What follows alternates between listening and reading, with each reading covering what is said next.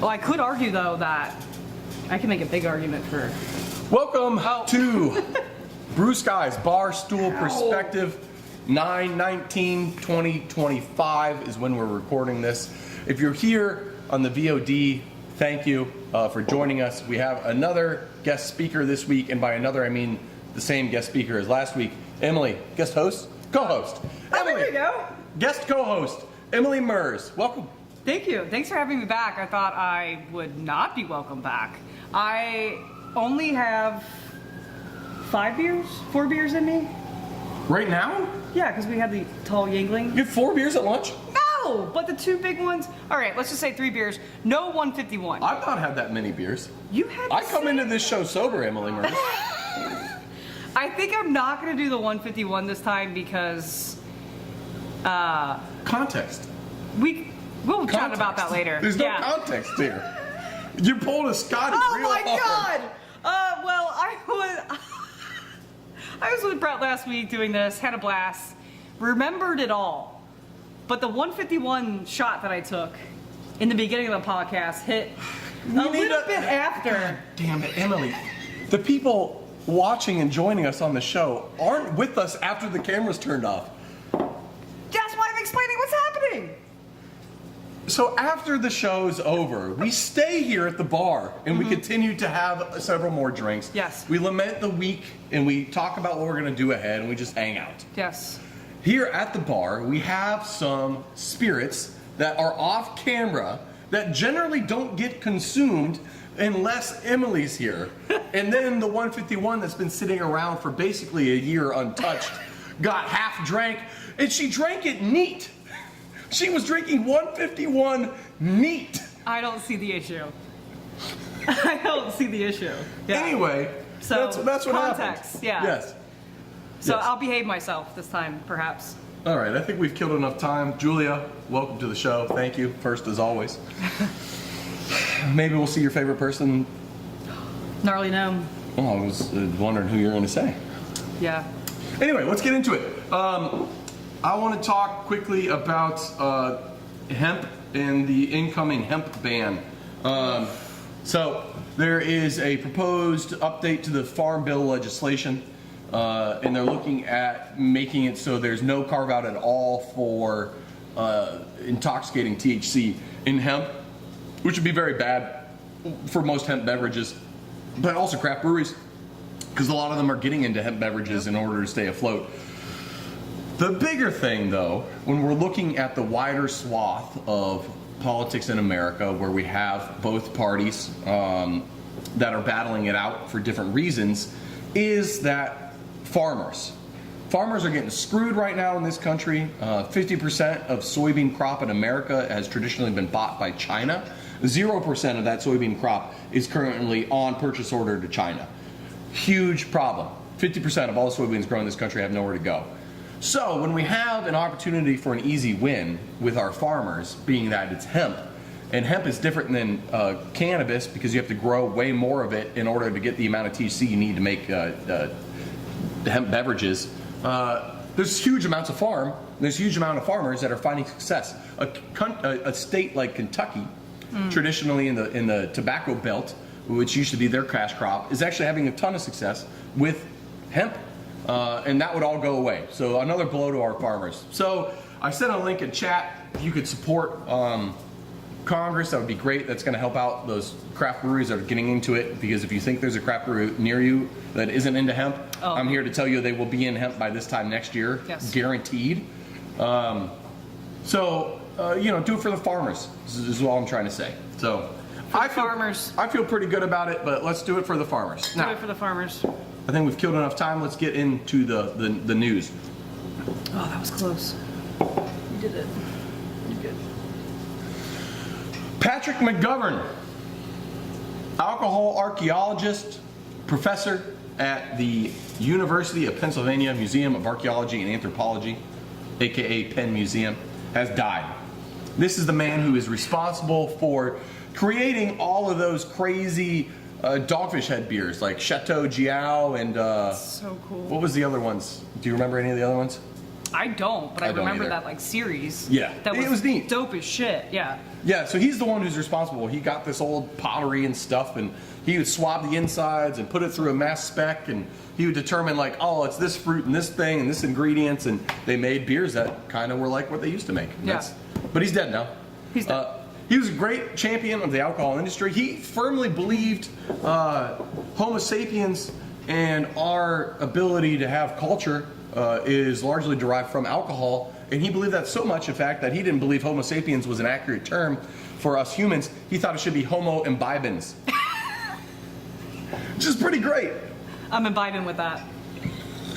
Nice. That Thank was really you. good. Thank you. Do you have anything else to add on the death tribute to Professor McGovern? Sucks that he passed away. That legacy is pretty incredible. It is. And coining that term that takes the cake. I mean, goddamn, that's brilliant. Can you imagine before going out, you coin that and you go, I'm out. You're welcome, humanity. Yeah. Homos. Homo Imbibens. Oh my gosh. Well, in other human news, chimpanzees, also world-class drunks. Apparently, chimpanzees drink at least a drink a day of alcohol from all the rotten fruit that they eat. Yeah. Just fermented shit. Just getting hammered. Which I think this ties into Homo Imbibens. We're just... The chimps who love the rotten fruit the most turned into humans. There we go. And here we are. Evolution's real, and we're proof. Man, monkeys are crazy. Just gonna let that one slide? I don't know what's gonna come out, so I'm gonna They're let that great one apes. go. They're not monkeys. They're great apes. That's true. That's true. I shouldn't have given away the whatever. Speaking of apes, Charlie Sheen is launching his own alcohol-free line of beer. Have you followed Charlie Sheen lately? I know a good amount about him. He's not a great person. He's, by all accounts, not a great person. Not a great person at all. What's the thing he drinks? Like tiger's blood or something? Some Something crazy like concoction of alcohol and cocaine He's like, and uppers? he was in 2.5 Men. I feel like he's like half a man. He was the half man, yes. Yeah. Yes. Yes. Him and Ashton Kutcher? Oh my god. No, it was Ashton Kutcher replaced him, if I'm not mistaken. But no, he launched, he paired up with Harpoon Brewery and some money group called The Silent Group, and they're launching a line of alcohol-free beers called Wild AF Brewing Company. Wow. And I think they're creative. Creative. Very creative. He had a documentary come out recently. Did you see that either? I haven't seen it yet, but I heard that. Producer Dan was talking highly. Yes. Something about this is who he thinks he should be, or something maybe about Mike. I don't know. It was all kind of lost in translation. We don't even listen to, Dan, so. Yeah, I don't know. Yeah. I don't know. If you guys think Mike Morgan's going to be the next Charlie Sheen, you're probably right. There's chimps, there's... Speaking of drugs, drug driving, a real concern in America. Emily, if I say drug driving, what do you think of? Well, alcohol's a drug, but then I also think of like marijuana and pretty much any drug possible. Yes. Which I feel like has differing effects on how you drive. None of them are good, even True. if you think you're doing amazing behind the wheel. Yes. Now, would you believe that drug driving via cannabis is more of an occurrence than alcohol? Absolutely. Yeah, because it is. It definitely is. The amount of people I know, don't judge me on this, but like, let's just say I hypothetically know, who literally will like smoke a joint or something prior to like getting in the car. Yes. And it's just like, oh, I can't necessarily, I don't partake in that so much, but it's just like, they're fine. They get in the car and they think they're good. Yes. And then they're not. They're not. Yeah, so it's a problem. Like, I get it. I mean, as somebody who is a firm believer in the 0.08 as being an acceptable range to have in your blood to drive, God, it's a lot harder to have a set thing for cannabis. Like, how do you test for it? If you pull somebody over, how do you know if they're actually high or not? If they're not like this fucking high, like how do you know if they're actually high? And that's been like on NPR and everything around. They've been talking about like how do you actually pull someone over and they're not drinking? What do you do? What are the steps? Because if they took a gummy and it hasn't hit yet, or it just started hitting, how are you going to figure that out? Yeah, and there's no like, I don't know how the blood tests work, or like, there's no breathalyzer for cannabis, so you can't do that. And it's not like, you can't do the impairment thing where you're doing the fucking bullshit or whatever they have you do. I think they would, let's see, if they ingested something, it probably would just be open surgery on the road. Find the gummy, how far did it go down, make the incision, then you determine if you stitch them back up and they go home, or you stitch them back up and they go to jail. See, I thought the cops would be much more keen to go in through the back door and just reach their way up. Well, but you're saying cut them open. Well, it looks like I'm ingesting a gummy and driving tonight. I hate myself. Oh my God. We are not pro cop sodomy on this channel. No, that 10-4. Producer Dan, sorry, we have not been keeping up with chat. I'm sorry. Nathan, Longer Than Life. It's Owen. Good to see you guys. Adam, glad you could make it. Hey, Adam. Dan, did we miss anything as far as questions? Do we need to chime in? We good? Okay. Just, it's going to be radio silence after that.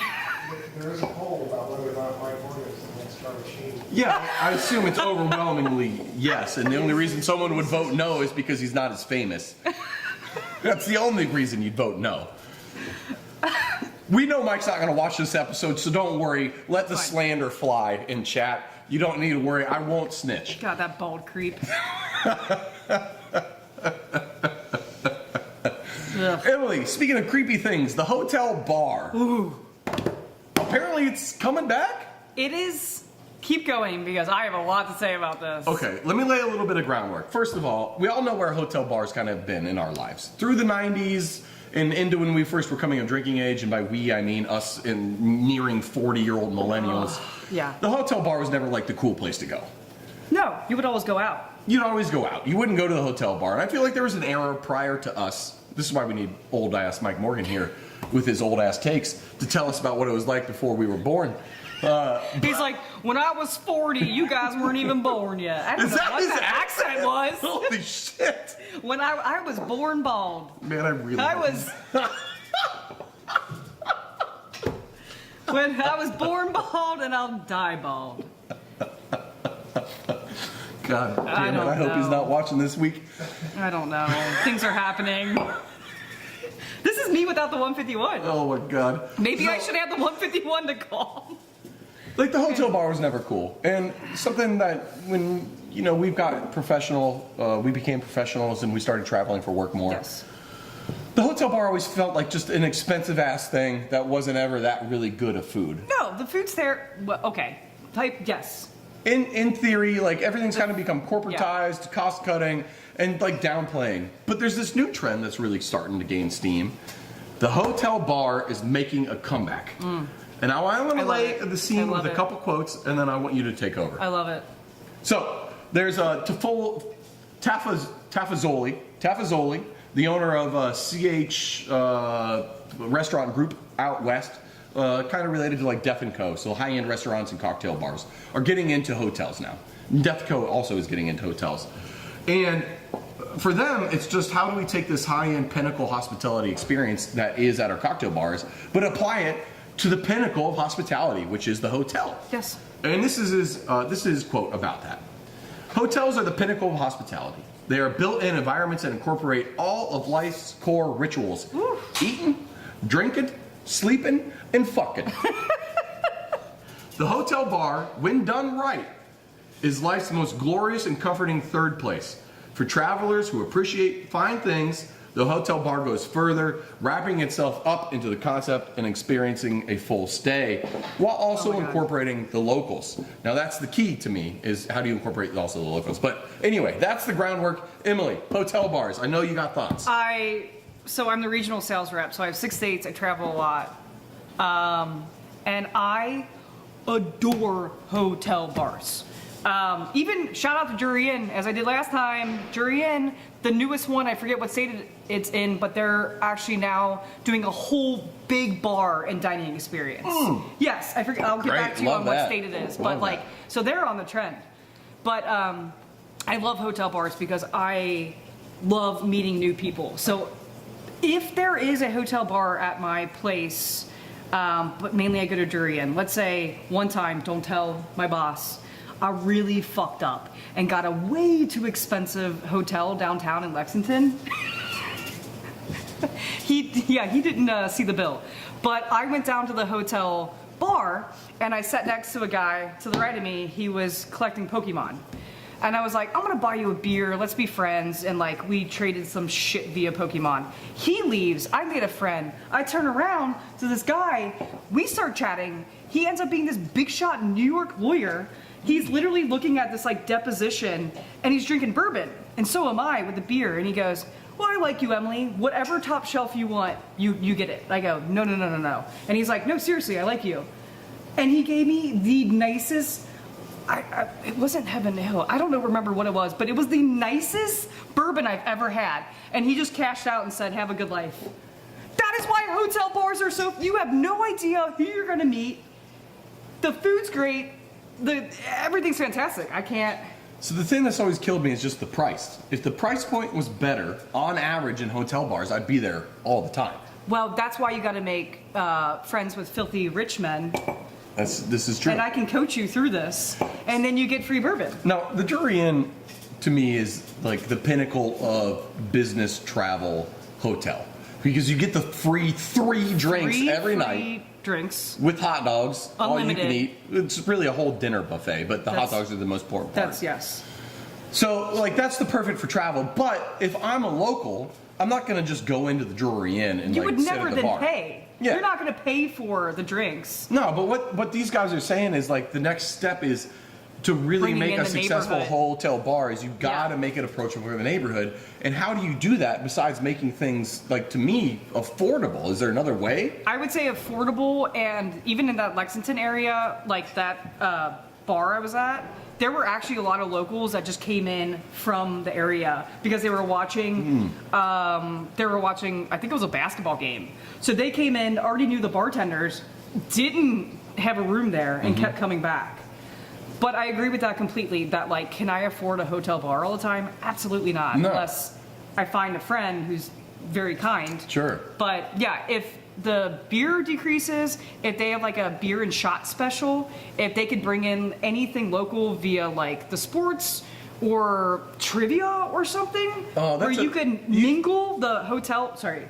No. This is Yeah. great. I love all that. It's the it's the high low of the hotel bar. You got to have the high end for your rich lawyer types. Yes. But you have the low end for your poor traveler, your poor business travelers like us. Which is us. Or your locals. Like, you can come get your PBR and a shot of bottom dollar bourbon, And then or come in and get your top shelf fucking pappy. You can get both in the same place and intermingle, and then there could be like even trivia or whatever it is that just hit me. brings people. This is how you fix America. This is it. It's the hotel bar. America needs to be a hotel bar. The problem with America isn't the racism. It isn't the fucking political divide. It's the rich versus the poor. It always it's goes always back has to- been. It's So if we can find the type of bar literally. No, that that's- marries the rich and the poor That's a together. very good point. Because at the end of the day, the isms, if there's such an inequality, it does. But of course, it matters. But Well, like you said in- isms, but yeah. one ism that's not an ism. Alcoholism. Well, I was going to say homophobia. Well, riddle me this. It's not gayism. Wow, man. Guess it's just a mental disease I have, Emily. That's why I hate you so much. I thought I was gonna get canceled. Did you sneak a 151? As a homosexual. No, he's joking. No. Now I can come up with so many jokes, but I'll get canceled. Damn it. No, I like this. I like this idea though. The high low is what makes a great hotel That's bar it. a great hotel bar. It brings everyone, if they want to, together in the same place. That means conversations with people that you necessarily wouldn't have contact with. Exactly. Yes. You get the other side. You realize we're all just people. At the end of the day. We're all just. Was it Homo? Homo Imbibens. We're all just homos at the end of the day. We really are. Man. There is something. If you heard that, there's Not a something gut going shot. on outside. We're not sure what it is. I'm sure it's fine. Producer Dan's gonna go investigate. I need another beer. Hemp. Oh, we already did the hemp on the ropes. Another hemp story, just a brief one. Adults who consume cannabis are 4 times as likely to get diabetes type 2. Ooh, that's bad. It takes your odds up to 1 in 50 if you consume cannabis. I don't know why. They didn't say anything about the munchies in the article, but There's got to be some. Well, correlation doesn't equal causation, but that's got to be a little bit of a factor. it's more of if it is a correlation, it is statistically significant at that point. Oh yeah, what is it? P equals more than 0.05. I just pulled a statistics thing on you. Did you get that? No. Ah, God. All right, No, I whatever. forgot all my statistics. No, Applebee's, great call. That is a restaurant that is the high-low experience. Oh shit! Applebee's is a good one. You can get your Long Island iced tea for like $1.99, and then you also can get You got bourbon and stuff there that is somewhat nice. Applebee's. Fishbowl in Long Island. Yeah, you can get fish bowls. Yeah, Applebee's, that's a good call. That is solid. Costco is recalling bottles of Prosecco. They are, quote unquote, spontaneously shattering. Can you imagine being in like aisle 11? Poof! Oh, shit! This is America. They're not spontaneously shattering, for those of you who are curious. It's not a defect in the bottle. Well, it could be a defect in the bottle, but chances are, because it's Prosecco, which is back-sweetened sparkling wine, it's probably just re-fermenting in the bottle to a degree of which the bottle can't handle, which is like 6 bar those bottles are rated for, which is extremely high pressure. So if it's getting up that high of a pressure, I mean, it's, you don't wonder it's literally spontaneously exploding. Exploding. Yeah. So be careful of your Costco Kirkland brand Prosecco Valdobiaden. Yeah, he's illiterate. 29% of America. Unknown perpetrators have stolen almost all of the ripe Riesling and Sauvignon Blanc grapes from 2 vineyards in Germany. These fucking Germans. How does that happen? How do you steal a bunch of grapes off the vine? It's not like they went into the cooler and stole grapes. Like, they went and picked it in the middle of the night. That's some biodynamic theft right there. The only reason that I can fully get behind Riesling? that would have been great. Damn it. Yes. Okay, I'm gonna. The only reason that you could I'm gonna think- pun back on that one. Is it Just give me a animals? second. Is it no, birds? No, this is what. Wait, ready? Yes. Think Wizard of Oz, the flying monkeys. That is Yeah. the only possible scenario in which that would happen. That tracks. Yeah. That tracks. I'm not going to debate that. You shouldn't, because you'll lose.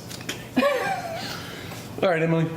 We flew through the stories this week, so we don't need to belabor the episode. Oh, so God. we do have a little bit of time. I thought I'd toss it over to you if you want to take us through Emily's story corner again. Do you have anything prepared? Well, last week I talked about how the 2 dead bodies got ruled out.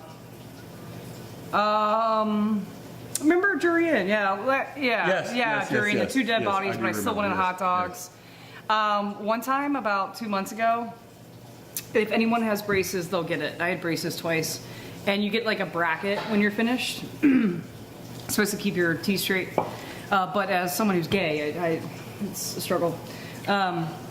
It's still in your mouth, right? The bracket. Yes. They don't just like give you Yeah. a bracket like, here, hang a shelf. It's no, keep this behind your teeth. Yes. So it's like with glue on. And yeah, I think this was, I was at a brand new off-premise account, some liquor store, and I felt half of my bracket on my top teeth like starting to wiggle as I was talking. I'm like, oh shoot. Well, it fell off mid my pitch and scraped the left of my cheek, and I swallowed, and I started like coughing, like, oh my God, I just swallowed metal. And I coughed so hard that the blood from my gum came out, and I was just like spitting up blood. And the guy's like, oh my God, Emily, are you okay? And I'm like, literally like, so do you want the pickle beer? So from his perspective, you're literally coughing up blood. I want, You're a bowl of victiming. was like, I'm fine. So do you want the beer? And he's like, yes, just